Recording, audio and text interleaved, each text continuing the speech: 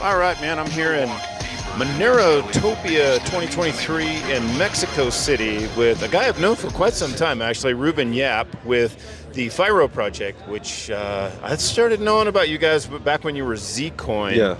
And this has been a super interesting project for many reasons for me. From in the beginning, I think it was around 2016, I started talking to one of your cohorts named Gary Lee, who has since moved on. But he agreed to do something that was very cool for Ross Ulbricht, and you lived up to that. And so I had a lot of respect for you guys ever since that, and I always bring that up because you guys deserve the respect. But your respect is also kind of been noticed by Monero, and Monero is starting to take an interest in Firo. Let's just start off with giving me how what you know about Zcoin and how it got started and where you've progressed to now. Sure. I guess it started in September 2016, or at least the mainnet was launched then, right? It was basically two founders, Poromin Imsong and Gary, as you are aware. Although I'm listed as co-founder, I came in a bit later. But it originally was because I think Poromin was studying at Johns Hopkins University, and he was doing a master's degree in some computer thing, and he was under Matthew Green, who was the author of both the Zero Coin paper and the Zero Cash paper. And I think his master's paper was about how to do a practical implementation of Zero Coin in real world, not just a paper. So he was really excited about that. And yeah, basically, we launched, I guess, maybe 1.5 or 2 years after the paper was actually released. So you were launched off of Zero Coin as a fork of Zero Coin, or just off of?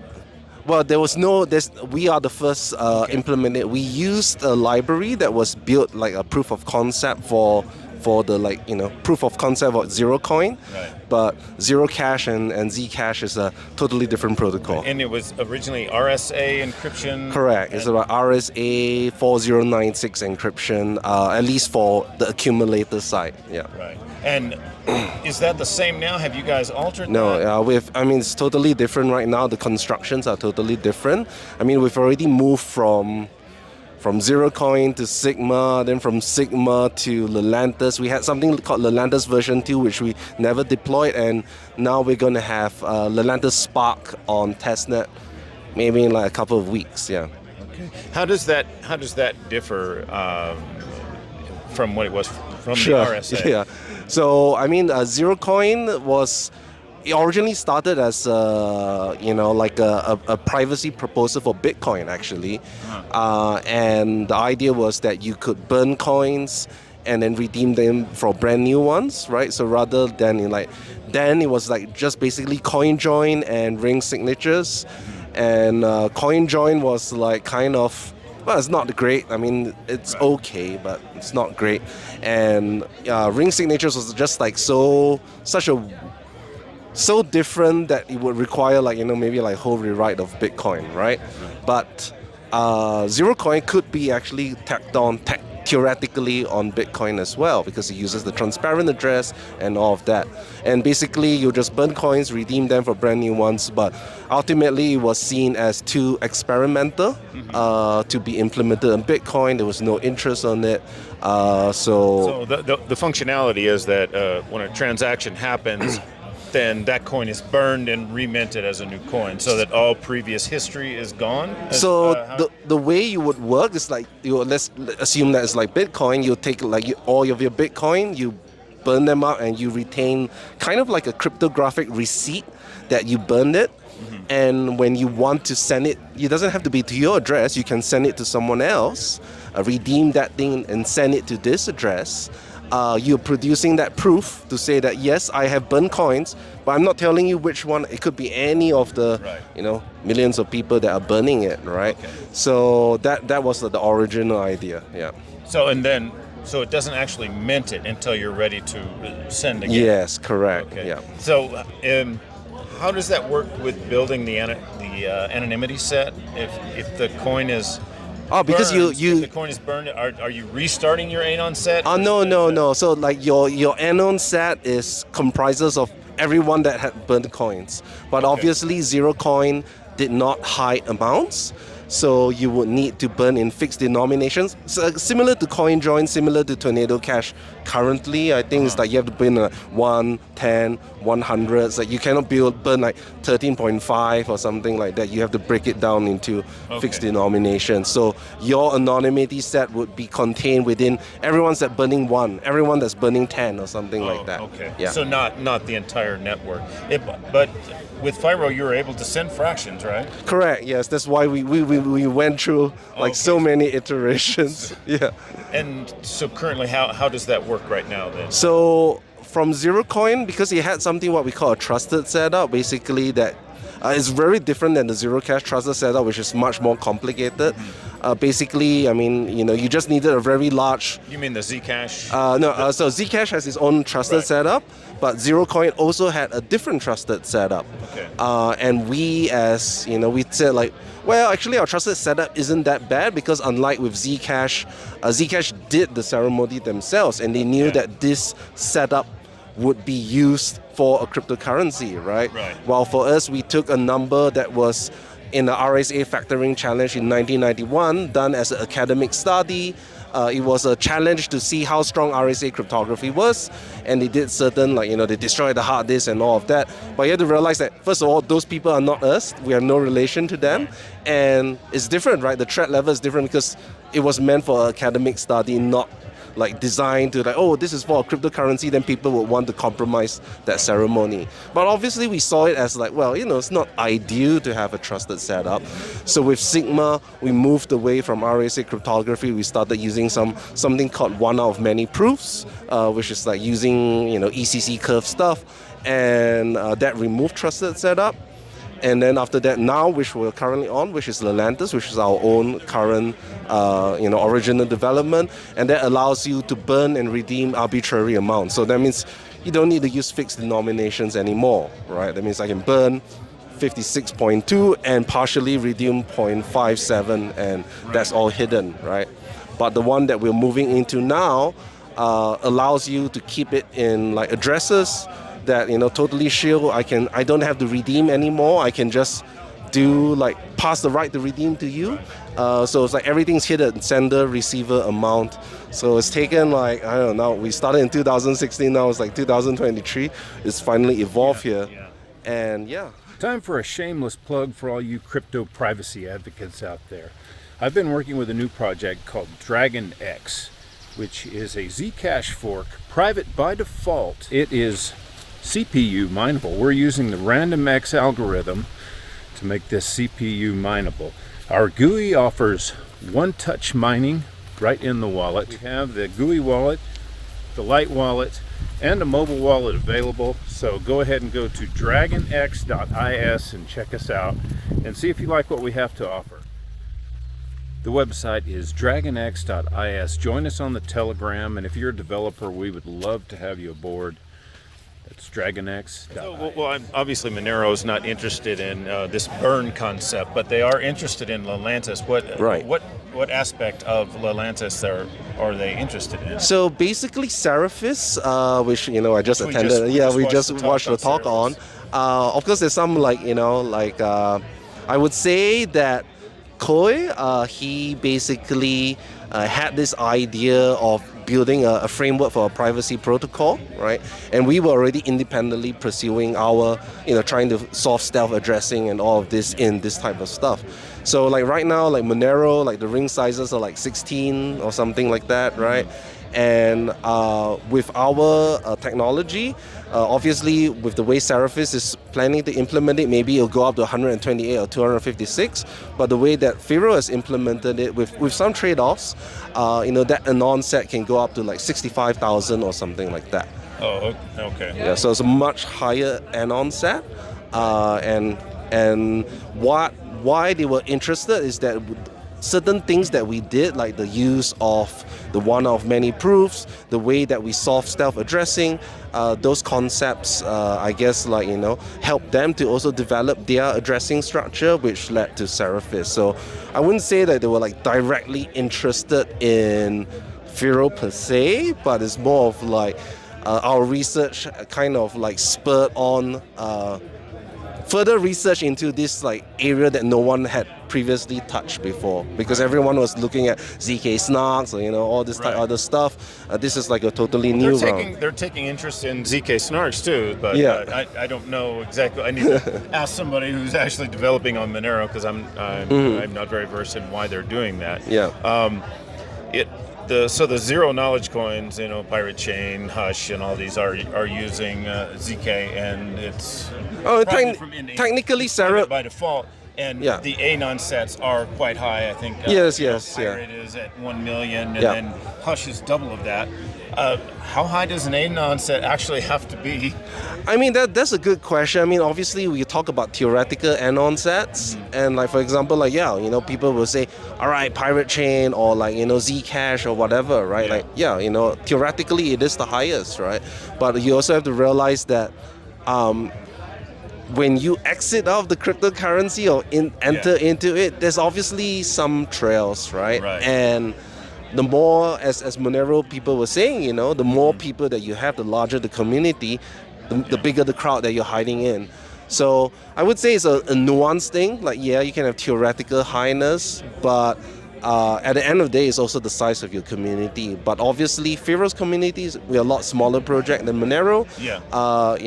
And what we do is that, look, that's why we cater our transactions on a per transaction basis to a very high Anon set. So even if our community isn't as big, we're getting a lot more privacy per transactions. And on top of that, we're actually already looking into ways to get a global Anon set so that it will function like ZK snarks without all the trusted setup, without the weird cryptographic assumptions and stuff like that. You guys did have at one point, there was a pretty cool thing that happened for Firo. I believe you were Zcoin at that time, with voting in the elections. So tell me about that, and do you have any plans of doing any other projects similar? Yeah, so in 2018, so Poramin, which is our founder, he actually has a background.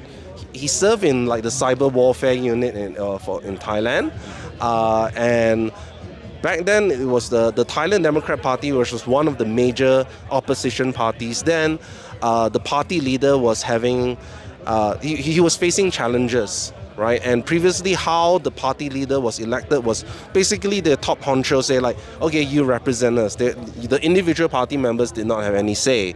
So they were saying, well, he wanted to legitimize his position as the party president, and therefore said, why don't we just use an election to poll the entire Democrat Party base, which in total, it could be 1 million, but I think only 127,000 people came out to vote, which is still a large number.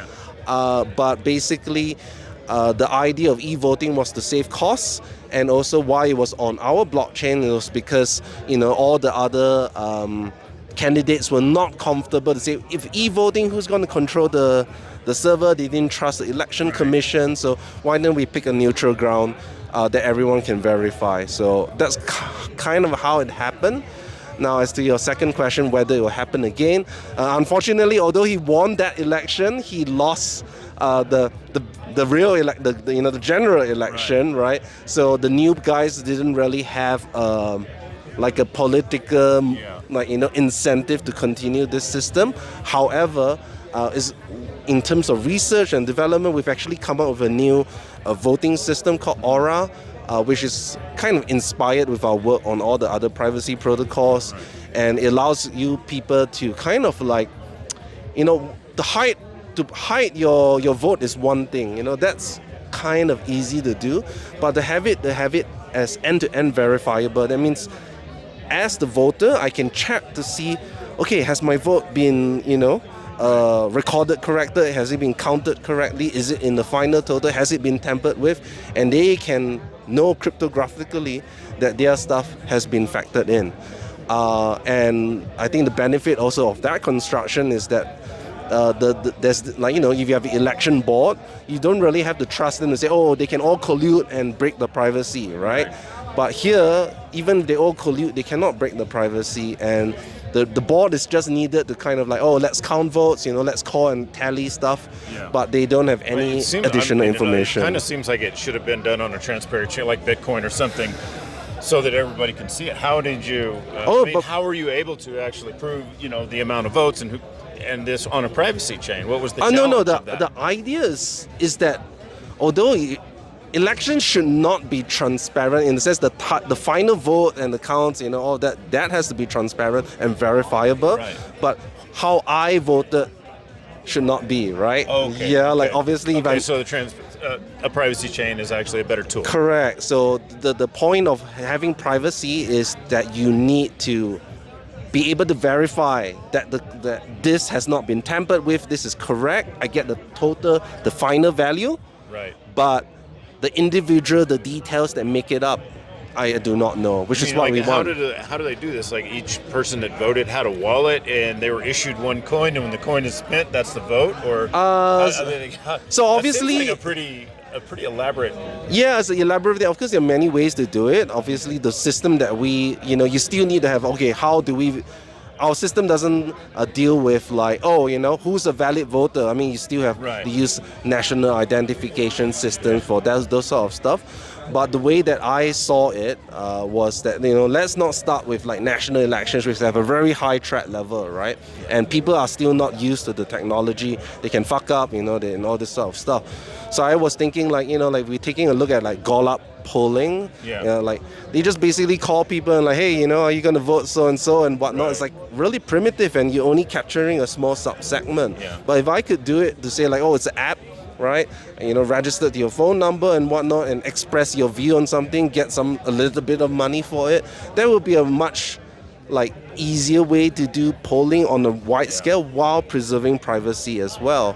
So this is obviously may not be a Firo product, but we developed the protocol for it, and that may be a separate project. Yeah, the Libertarian Party actually did this in San Antonio, Texas, with I believe Filecoin, and what they did is they put a screen up, and this was it wasn't for the total vote, it was for electing the electors, anyway, as people voted, they projected it on the screen and they counted it, and then they entered that onto the blockchain. So it was a really really crude way of doing it. Yeah. But they voted on the blockchain. So the Libertarian Party actually did. But it was post when you guys did it way before that. So. Yeah.